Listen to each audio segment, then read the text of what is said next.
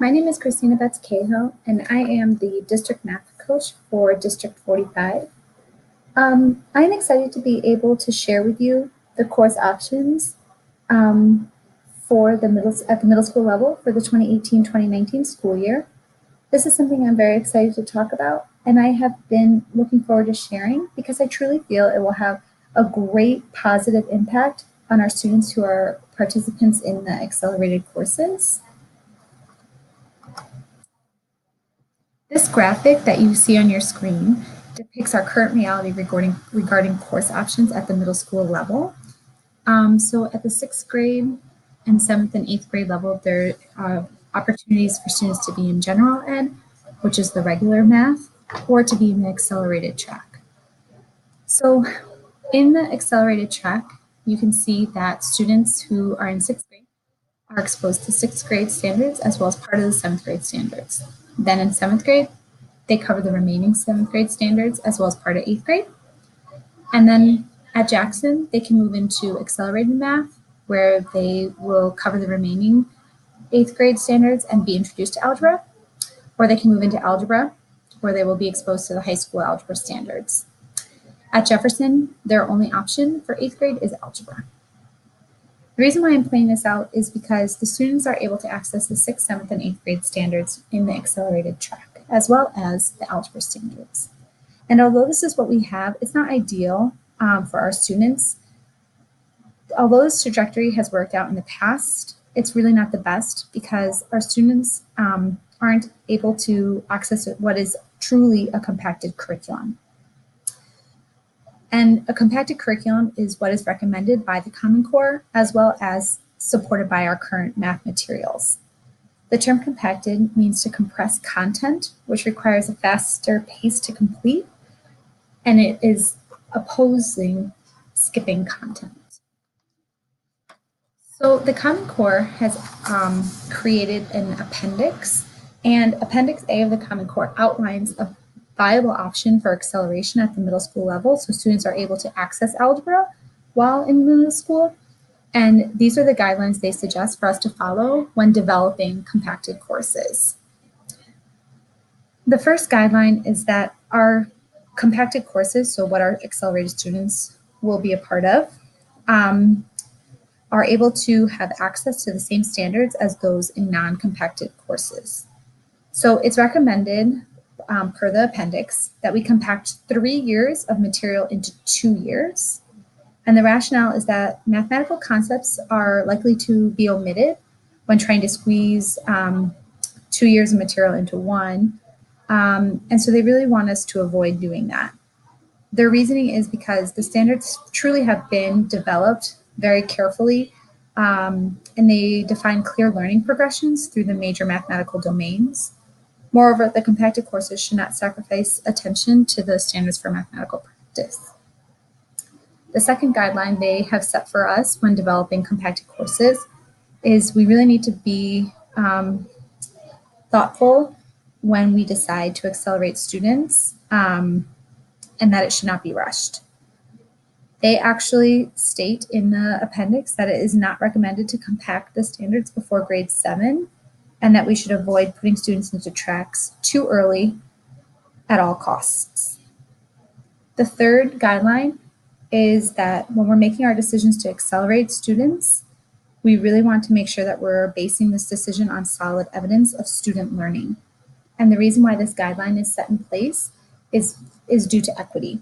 Research has shown discrepancies in the placement of students into advanced classes by race, ethnicity, and socioeconomic background. So we really want to make sure that we're considering solid evidence of student learning in order to avoid unwittingly disadvantaging the opportunities of a particular group or particular groups of students. So taking these guidelines into consideration, this is our recommendation. What we're recommending is that 6th grade would just offer regular math or general ed math. And then we would start our compaction in the 7th grade. And as you can see here, this was where it would be rebranded as pre-algebra. Students who are in this course would have exposure to all of the 7th grade Common Core standards, as well as part of the 8th grade Common Core standards. Following this, then in 8th grade, they would move into their algebra course, where they would be exposed to the remaining 8th grade Common Core standards, as well as the algebra standards. So just to recap, we are doing this because we truly want to prepare our students for high school, and we really want to adhere to the guidelines set by the Common Core.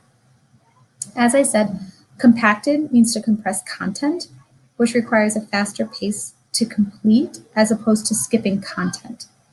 This compacted course sequence is based on the idea that content should really be compacted. 3 years of content should be compacted into 2 years at most. So with our recommendation, as you can see, grades 7, 8, and 9 were compacted into grades 7 and 8, which is a 3-to-2 compaction ratio. So like I said, we have Algebra 1, 8th grade 2, 7th grade 3, and those 3 grade levels are compacted into these 2 grades. And because of that, as a result, you can see that some 8th grade content is in the 7th grade courses and high school content is in the 8th grade. We currently, in our current model, we have compacted 4 years. We've compacted 6th, 7th, 8th, and 9th grade into 3 years, which is a 4-to-3 compaction ratio, which is not the recommended ratio. With this change, you will not see a change in regards to what standard students have access to. Students will still have access to all the 6th grade Common Core standards, all the 7th grade Common Core standards, all the 8th grade Common Core standards, and all of the algebra standards in middle school. Just so you can see what that looks like a little bit closer, this slide will detail the standards that are covered and when they are covered in the compacted courses. 6th grade is not on this list because 6th grade will handle 6th grade. If you look on this side, you will see that 7th grade, the pre-algebra course, covers every single 7th grade standard.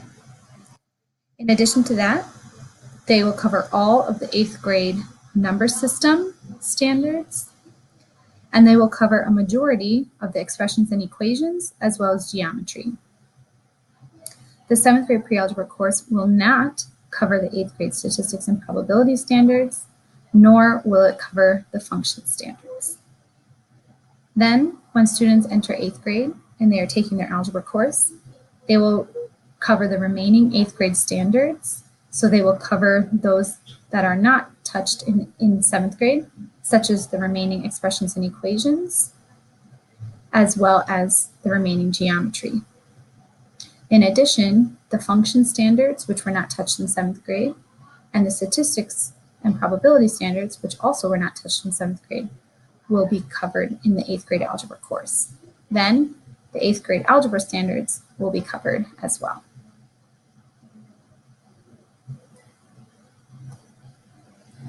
This programmatic change will not have an impact on students' progress and access to higher level courses at the high school. As you can see, students who are in algebra in 8th grade will still be able to access calculus and statistics. They'll be able to access AP Calculus AB, they'll be able to access AP Statistics, and they could even access AP Calculus BC. And those who are in the regular track will still even be able to access higher level mathematics, such as AP Statistics.